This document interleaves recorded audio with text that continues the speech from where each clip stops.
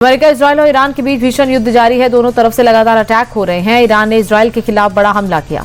ईरानी media के मुताबिक Iran ने इजरायल के कई सैन्य ठिकानों पर ताबड़तोड़ बमबारी की। तेल अवीव स्थित रक्षा मंत्रालय की इमारत पर भी मिसाइल दागे। मिसाइल हमले में रक्षा मंत्रालय की इमारत पूरी तरह ध्वस्त हो गई है। इजरायल के तेल अवीव में ईरानी सेना की लगातार बमबारी जारी है। शहर के कई हिस्सों में हवाई हमले के लिए लगातार सायरन बज रहे हैं। भीषण हमलों के बाद से लोगों में अफरा तफरी है। सायरन बजते ही लोग बंकर की तरफ भाग रहे हैं। नेतन्याहू सरकार ने पहले ही लोगों से सावधान रहने को कहा है। वहीं ताबड़तोड़ बमबारी के चलते कई इमारतों को भी नुकसान पहुंचा है। ईरान के सनन्स में भी इजरायल का बड़ा हमला हुआ। सनन्स में सरकारी news channel Iran broadcasting centre की बिल्डिंग पर अटैक हुआ। वहां IRIB की इमारत को नुकसान पहुंचा है।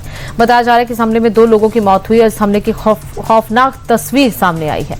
आप देख सकते हैं कि सनन शहर के रिहायशी इलाके में IRIB की इमारत से धुएं के काले गुबार के साथ आग की लपटें उठ रही हैं। इजरायल ने तेहरान में भीषण हमला किया। इजरायली फोर्स ने तेहरान में आर्मी हेडक्वार्टर को निशाना बनाया।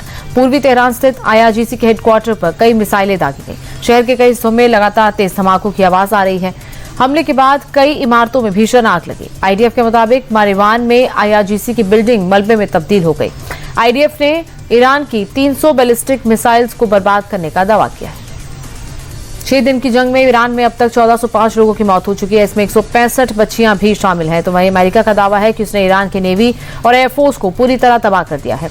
ईरान की मिसाइल और ड्रोन कैपेसिटी को भी भारी नुकसान हुआ है, लेकिन इन दावों के बीच ईरान का पलटवार जारी है। ईरान ने बहरीन में अमेरिकी बेस पर एक बार फिर हमला किया। इजरायल पर भी बड़े पैमाने पर मिसाइलें दागी गई हैं। ईरान ने उत्तरी इराक के इरबिल में लगातार दूसरे दिन अमेरिकी स्टैब्लिशमेंट पर जोरदार ड्रोन और मिसाइल अटैक किया। हालांकि अमेरिकी एयर डिफेंस सिस्टम ने ईरानी ड्रोन्स को इंटरसेप्ट कर हवा में तबाह कर दिया, लेकिन अंकावा के रिहायशी इलाके में ड्रोन का मलबा गिरने से कई इमारतों को नुकसान पहुंचा है। ड्रोन के टुकड़ों से एक चर्च की इमारत को भी काफी नुकसान हुआ है। खाड़ी में दिन ब दिन जंग भीषण होती जा रही है। कतर में ईरान ने फिर से अमेरिकी ठिकानों को निशाना बनाया।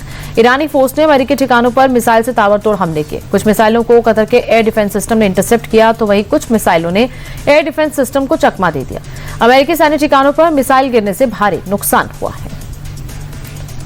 ईरान के राष्ट्रपति मसूद पेजेश्कियान ने खाड़ी देशों के लिए एक संदेश जारी किया। राष्ट्रपति मसूद के मुताबिक अमेरिकी हमलों के बाद उनके पास खाड़ी देशों पर हमले के अलावा कोई और ऑप्शन नहीं बचा था।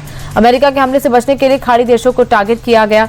राष्ट्रपति मसूद ने कहा कि ईरान ने डिप्लोमेसी के जरिए खुद टालने की बहुत कोशिश की थी और अब मिडिल ईस्ट में शांति का रास्ता यहां के देशों को ही तय करना होगा। अमेरिकी राष्ट्रपति डोनाल्ड ट्रंप ने ईरान में जंग के दौरान अमेरिकी सेना की कार्रवाई की तारीफ की। ट्रंप ने कहा कि अमेरिकी सेना जंग के मैदान में बहुत शानदार काम कर रही है और ऑपरेशन एपिक फ्यूरी में बेहतरीन प्रगति हुई है। आमतौर पर 10 की स्केल पर रेटिंग की जाती है, लेकिन वो अमेरिका को 10 में से 15 ग्रेड देंगे। ट्रंप ने कहा कि ईरान में सुप्रीम लीडर खामेनी की मौत के बाद जो भी नेता बनना चाहते थे वो मारे गए। अमेरिका ने सबमरीन से अटैक करके ईरान का एक जहाज डुबो दिया और इस जहाज पर उस समय हमला किया गया जब वो भारत से ईरान लौट रहा था। इस हमले में 87 लोगों की मौत हो गई और इस घटना के बाद श्रीलंका ने तुरंत एक रेस्क्यू ऑपरेशन चलाया, कई लोगों को डूबने से बचाया। श्रीलंकाई अधिकारियों के मुताबिक उन्हें समुद्र में कई लाशें मिली। करीब 100 से ज्यादा लोग लापता बताए जा रहे हैं।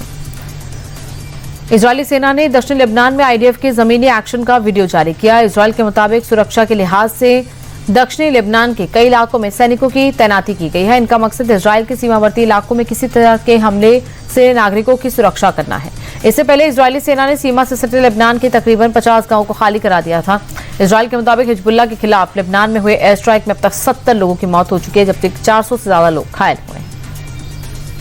इजरायली सेना ने लेबनान की राजधानी बेरूत में हिजबुल्लाह के ठिकानों पर हमले का दावा किया। IDF के मुताबिक हिजबुल्लाह के एक अंडरग्राउंड हथियार गोदाम और कई इंफ्रास्ट्रक्चर को टारगेट किया गया।